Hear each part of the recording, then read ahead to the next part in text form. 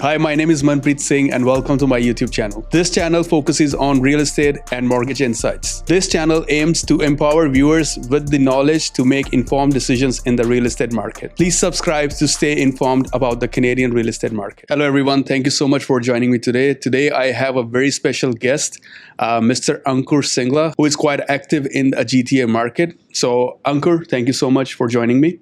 Thank you, Manpreet, for having me here. No, it's my pleasure. I'm going to start off with a few questions and take the conversation from there, right?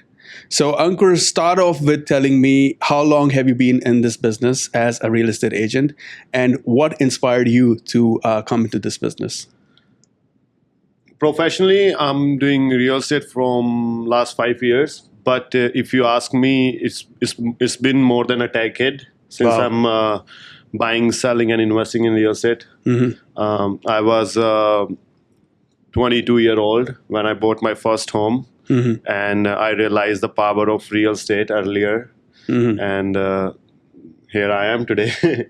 So basically, you started off with purchasing your own properties and you understood how important real estate is for one person's life, and then you started to become a real estate agent, right? Yes, and I bought my first home and I realized the power of real estate. When I sell that house after 1 year, I was like, holy shit, that's a lot of money. I would never make this much money in entire life, right? So that's, then I bought another one, whatever the profit I make, I invested somewhere. So yeah, I move quite often in last 10 years, but it's okay. You know, when you're making money, you can move anywhere you want. That's 100% true. I think for a lot of people, the biggest motivation is when they sell their property and the amount of appreciation they have seen. I mean, not in this market, but pre-COVID, pre-pandemic, they have seen those gains and they understood, okay, this is probably a great way to build wealth.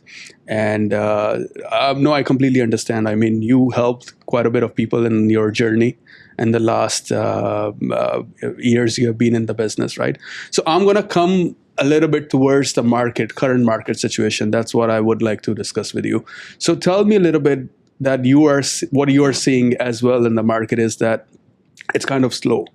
It is slow, but to be honest, a lot of people are taking advantage of this. Canadian real estate is like a roller coaster right now. You know, you are full of emotions. You don't know where are you going. Some people are saying bubble's going to burst. Some people are saying that's it. But there are some people who are just buying cash as well, right? Invested in the market. So there's always a positive and negative part of the market, but it all depends on you, what you want to take from the market. Yeah. Are you capable of to sustaining in this market, right? Like so, that's where smart investing comes. That's true. You just That's don't true. want to buy anything anywhere. You just want to make sure that if you're buying something, you're doing your research. Can you afford it? How long you can sustain that for? All that things matter, right? Same goes for anything you buy in your life. Yeah, I think it's very important to understand the numbers and when investing in real estate. But my question was in terms of how we are having fewer transactions right now in the market. What are the tips for sellers right now? Because there is a lot of inventory that's sitting in the market and it's not moving as quick as what it used to be. So do you have any tips for the sellers right now? Yes, 100%. First of all, sellers need to adopt that it's 2024, not 2021. Yeah. Right? That market is gone. You know, so if you price your property at the right price, it's going to sell. It's going to move, yeah. Simple as that, right? If you are, if the property value is $1.5 million and you are looking 1.9 million because your neighbor sold that in 2021, that's not going to happen now. So you want to make sure you price your property at the market price. Number one is that listing price matter. Yeah. Second, you want to make sure the house is presentable. You know, when somebody brings in their buyer, the house should be welcoming. So if it needs a new paint, do it. Little bit of renovations so you get the best out of it. Also, a good staging will help. And 100%, and you want to make sure your realtor do the job as well, right? Are your realtor promoting your listing to the social media? More views, more exposures, more money. Yeah. Simple as that, right? So the presentation is very important in real estate when you're selling it. Back in the days, people used to just list the house and sold in 2 days. Those days are gone. Those days are gone. Now 100%. it takes 4 weeks, 6 weeks, sometime, even 60 to 90 days. So be prepared for that as well. So I think my understanding right now is that sellers need to understand that in this market, when the properties are not moving as quick, you're going to have to invest in your property and make sure it's presentable. It might be renovations. Yes. It might be staging and hiring the right real estate agent Yes. that knows how to work in this market. 100%. So I was going to move forward with immigration. So as you possibly must have heard that immigration laws are getting stricter now. So with less amount of people coming into the country, what impact do you see in the next, let's say, 5-10 years that will have on the real estate market? First of all, they took so long to fix the problem, but I think the damage is already done. 1.5 million immigrants come in last 3-4 years in this country, and that's way more than enough. And housing is already behind. We are in a housing crisis right now, right? Builders are not making enough homes, so that there is always a demand. And people are coming here. They are coming with the money. Like they are bringing the money from back home to buy a house here.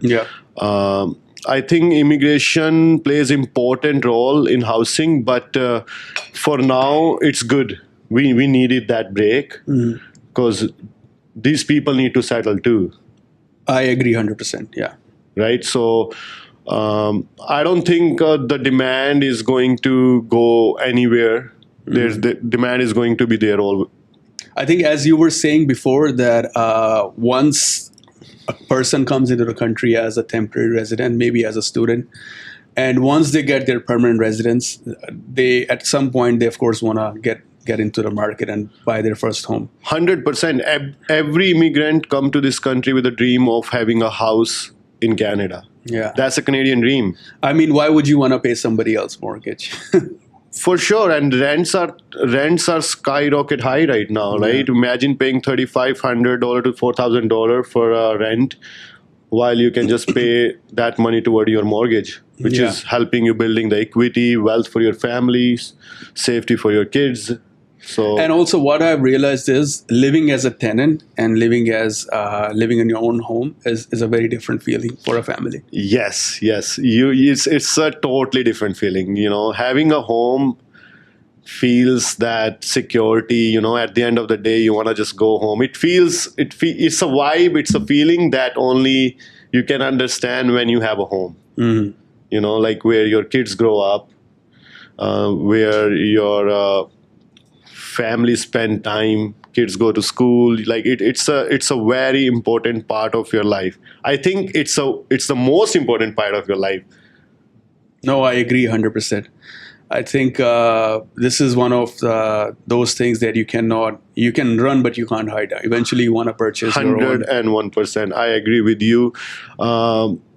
You cannot run. You cannot rent for whole your life. Yeah. It's okay. Do it for first 2, 3, 4 years, save for down payment, and once you are capable of it, go for it. 100%. I'm going to now discuss about your social media presence. I've seen you're very active on social media like Instagram, TikTok. You produce a lot of content. So tell me a little bit about how have you used the power of social media in generating more business? Social media is a game changer for me, to be honest, because I came as an immigrant here, so I don't have a lot of family here, and social media gives me the exposure which I want, right? Like, for example, I post a reel, that reel goes to 5,000 people.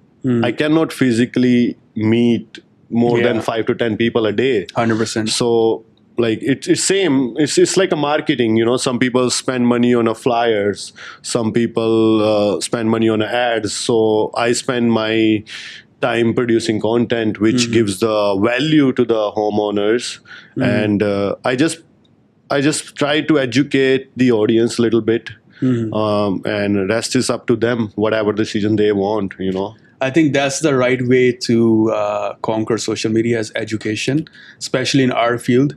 Because if your followers are educated, eventually when they need, they will contact you, right? 100%. And my goal is just to provide them market insights, right? And what's happening in the real estate, any new updates, or how you can take advantage of this market. So a lot of questions, first time home buyers have so many questions. They don't even know what is land transfer tax. True. Right? It happened in past. Some people are like, oh, on the day of closing, the lawyer asked for $4,000 more dollars. They don't know that, right? So I make sure that the first time home buyer knows what are the expenses involved in that transaction, right? And what's after, right? So it's a, I don't want to guide them where they just buy the house and then disappear. I want to make sure I provide them the value, information, education, and then they can make their decision. No, I think that's a very good strategy because education is very important especially for the first-time home buyers. A lot of first-time home buyers, they don't understand how the closing costs work. As you said, what is the land transfer fee, and all the other things. Yes. So I think you're doing a great job on Instagram and TikTok and other social media platforms, educating the clients, and then eventually when they are looking to purchase, they can always reach out to you, right? 100%. You just want to make sure you're providing the value to your audience, and once they are ready, they reach out to you. Once they believe in you, then that you can do the job, they reach out to you. Sometimes it takes 3 months, sometimes 1 year, right? Because buying a home is not like a quick job. It takes time. So you need to be prepared mentally and financially. So a lot of time I notice people have money, but they are not mentally ready. Yeah. That's another thing. Also, I see people have money, but they don't have courage to buy a house. Yeah. They are like 300, 400K sitting in their account, and they are waiting for market to crash. I think when clients or buyers try to time the market, that's where the problem comes in, because technically you can never time the market perfectly. Never. That's not going to happen. So you're going to have to make your decision when you see this is the right time. And to be honest, what I think is this is a good time for buyers. 100%. Because what the new regulations that are coming into place, especially with the financing side, the market might not be the same in January next year.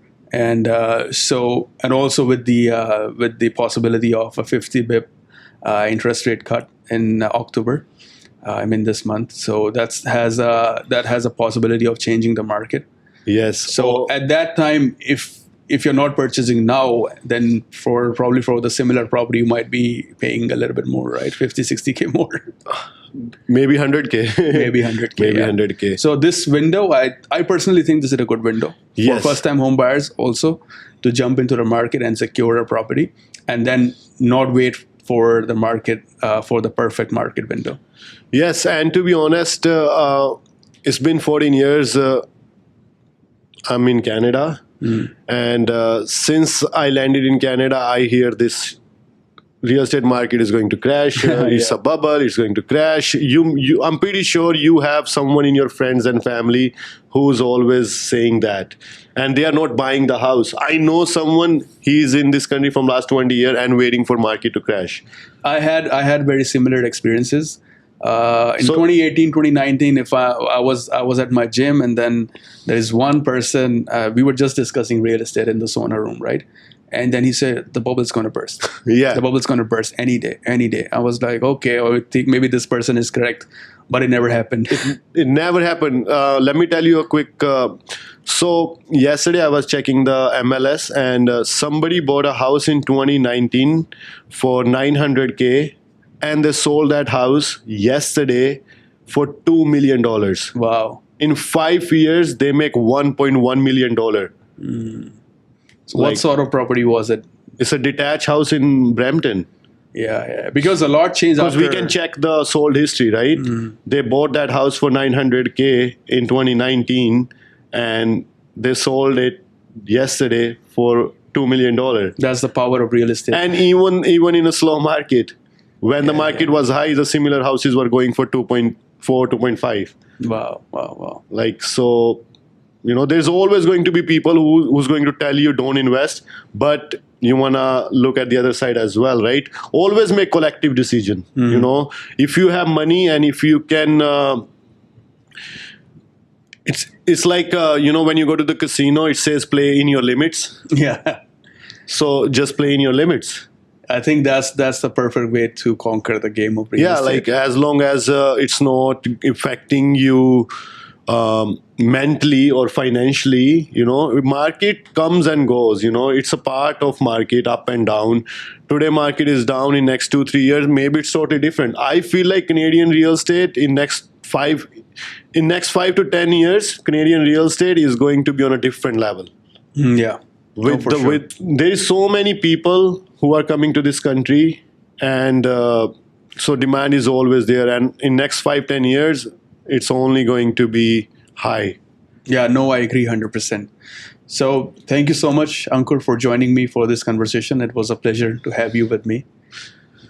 Thank you, Manpreet. Thank you for the coffee, and thank you for the insight, and that's all. No problem, my pleasure.